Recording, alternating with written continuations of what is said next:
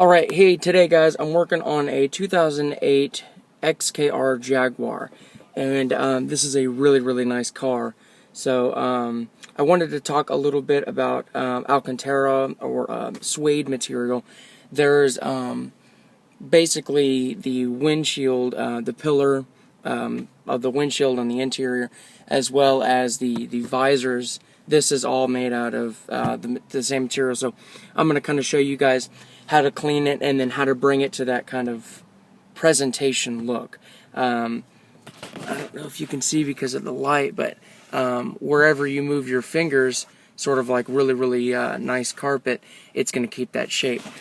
I don't necessarily like that, so I'm going to show you a trick with the vacuum to get those fibers to stick back up and look really nice. So when it comes to the cleaning, this is almost a $100,000 car, so of course I'm using all ammo products. Nothing else is going to touch this car. So I'm going to use a little bit of the lather. The deal is this material is so easy to clean. You don't have to be aggressive at all. All you have to do is just delicately clean it. So I'm using a the softest brush I own, and this is not dirty at all. But if you were to have a spot somewhere around here, spray it on the brush, not the material, and then you would just barely, just kind of maybe go in circles,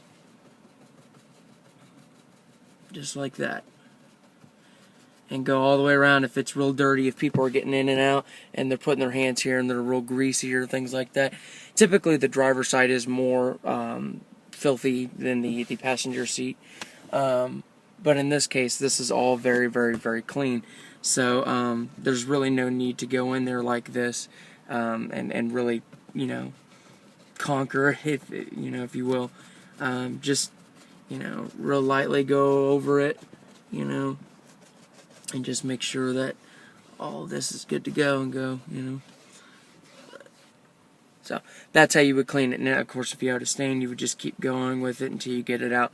I really wouldn't go any more aggressive than this because there is a really thin piece of foam in the back here, and a lot of times it will actually indent, and that's it. That's the end of the game. You'll have to actually replace this piece, so you just have to be very delicate with it.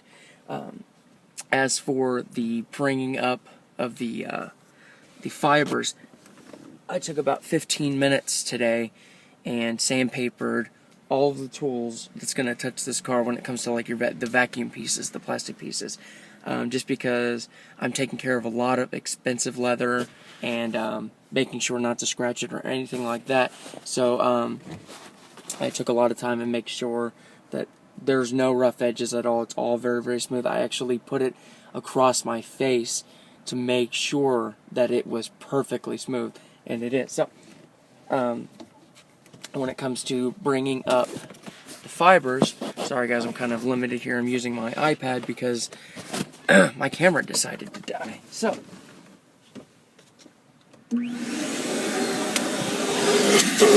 I don't know if you can hear me, but I'm not really going to drag this, even though it's sandpapered and even though it's perfectly smooth.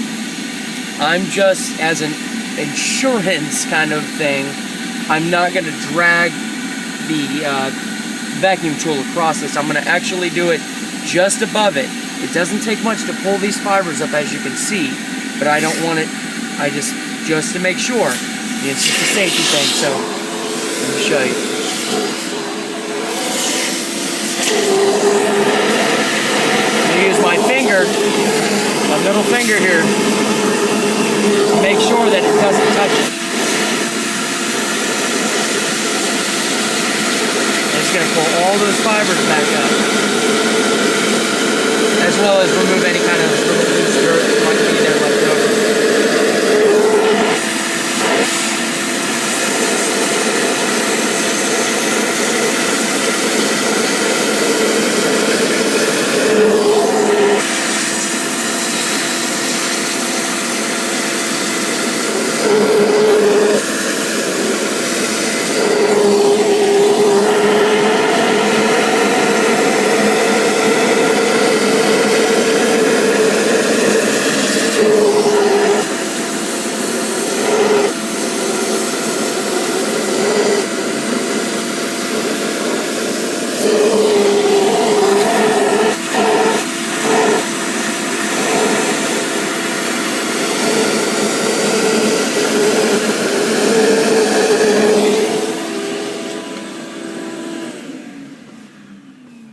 Alright, so now all the fibers are lifted up. It looks really kind of, it's got life in it now. It doesn't kind of look like it's been flattened and it's in different directions. It just doesn't look that good.